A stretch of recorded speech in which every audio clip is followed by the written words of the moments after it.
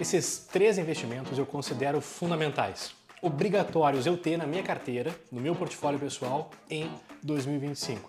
E vim aqui hoje compartilhar com você cada um deles e explicar o meu racional, a minha estratégia por trás de cada um deles, para você conhecer e cogitar, colocar um, dois ou até mesmo os três na sua carteira. Seja você um investidor iniciante que está começando agora, ou que você já está investindo, já tem uma estratégia pronta.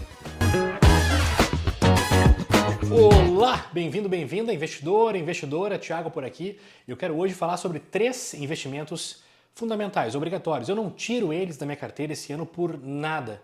Por quais motivos? Porque eu vejo que eles vão trazer tanto segurança à minha carteira, como também, claro, rentabilidade, que é o que nós queremos como investidores no final do dia, é colocar dinheiro no nosso bolso. Vamos lá então, vou explicar um por um, iniciando pelos títulos públicos do governo federal. Nada mais são do que títulos de renda fixa, você empresta dinheiro para o governo. Quando você compra um CDB de um banco, você empresta dinheiro para o banco e ele remunera você a uma taxa. E o título do governo federal é a mesma coisa, você empresta dinheiro para o governo, ele remunera você a uma taxa. Se você abrir a página do Tesouro Nacional ali, nós temos basicamente, tá, grosso modo, três tipos de fundos, de títulos. O título Selic, Tesouro Selic, que é muito mais para reserva de emergência, esse é assunto para outro vídeo, e depois o Tesouro Pré-fixado e o Tesouro IPCA, que varia de acordo com a inflação. Vamos lá. O Tesouro Pré-fixado é o único que você sabe exatamente quanto vai resgatar lá no dia do vencimento. De hoje até o vencimento ele pode variar e você pode ganhar mais ou menos dinheiro enquanto o dia do vencimento não chega. Agora, o Tesouro IPCA, ele rende a inflação, que é o IPCA, mais uma taxa pré-fixada. Então ele é um título meio híbrido, ele tem uma parte pré-fixada e uma parte pós-fixada. Ok? Eu, Thiago, prefiro os títulos pós-fixados, porque no pré-fixado, quando a inflação é muito alta, você tende a perder poder de compra. Ok? Agora, se eu tenho uma previsão de baixa da inflação, o pré-fixado pode sim fazer muito sentido. O que acontece é, tanto o pré quanto o pós-fixado estão nas alturas, pagando como não se pagava há muitos anos. E eu, Thiago, como investidor que sou de longo prazo, eu quero travar essas taxas e garantir elas para mim. E não me arrepender daqui a alguns meses, daqui a alguns anos, por não ter participado e pego para mim esses títulos pagando muito alto. Enquanto eu gravo esse vídeo aqui, eu tenho na página do Tesouro Direto o Tesouro Pré-fixado 2032, por exemplo, a 14,49% ao ano. É bastante coisa. E o Tesouro IPCA mais 2050, IPCA mais 7,20, 2040, IPCA mais 7,34. São taxas muito boas, pessoal, muito atrativas. Tá? Como eu falei, altas como há muito tempo não estavam. Então eu quero garantir para mim, sim, essas taxas, ainda mais para o governo, que é risco soberano. Tá? Se algum banco pode ter mais ou menos risco de não pagar você num CDB, por exemplo, como já aconteceu, o governo é o risco soberano, é o que tem de menor risco de calote. Se o governo não te pagar, aí você pode fazer uma mochila e fugir para as montanhas porque terminou tudo, ok? Eu, Thiago, tenho mais pretensão a gostar do título pós-fixado, como eu falei.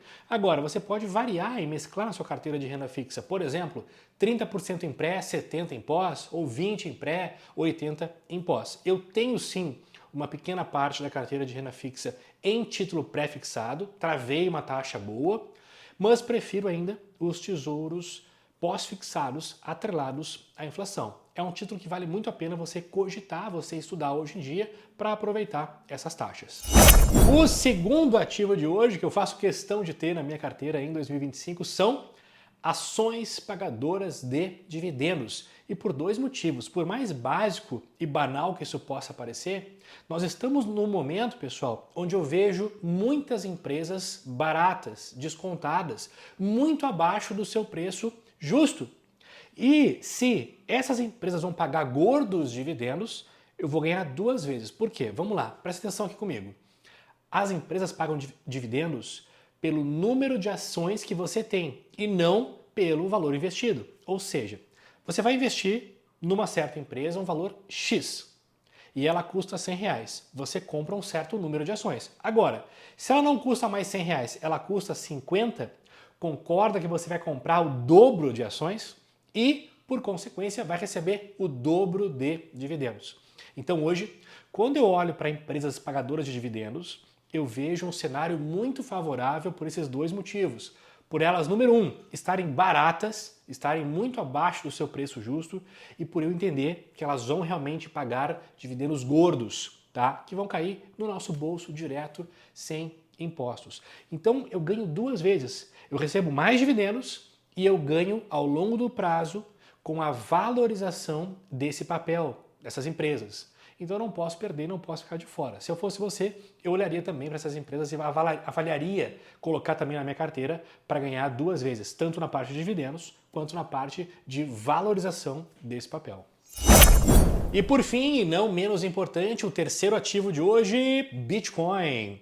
O Bitcoin, na minha opinião, ficou muito mais popular a partir do ano passado, 2024, com vários ETFs que foram lançados, não só de Bitcoin, mas de outras criptos, e isso, no meu entender, favoreceu muito o Bitcoin. Depois, nós tivemos também o halving, nós tivemos aí o Bitcoin batendo a casa dos 100 mil dólares, e tivemos também a eleição do Trump, que é um presidente muito pró-Bitcoin, já falou sobre Bitcoin várias e várias vezes e também já anunciou que os Estados Unidos vão sim criar reserva de valor em Bitcoin.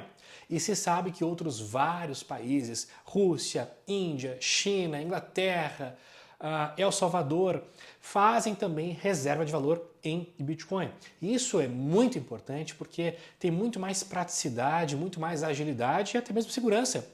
Utilizar o Bitcoin como reserva de valor, não somente o ouro. Então, países investindo em Bitcoin, ETFs surgindo para investir em cripto, ele cada dia mais popular e lembrando, pessoal, o Bitcoin é uma moeda deflacionária, ela é limitada. Exemplo, o governo brasileiro pode imprimir reais a hora que ele quiser, o Bitcoin não. Ele tem um número limitado de moedas. E ele vai sendo minerado e cada dia ele vai tendo menos para ser minerado e um dia ele vai terminar. Ele é finito, por isso que ele é deflacionário.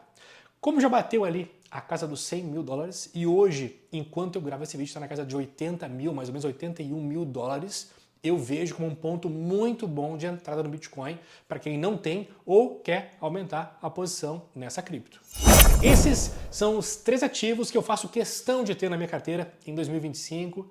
Ações que pagam gordos dividendos, baratas. Títulos do Tesouro, pode ser um pouquinho de pré, mas eu prefiro mais ainda o IPCA, pagando taxas muito altas. Eu acho que vale a pena você olhar para isso. E também o Bitcoin, que já se provou que pode ultrapassar assim a casa dos 100 mil dólares. E você, já investe em algum desses títulos que eu falei aqui?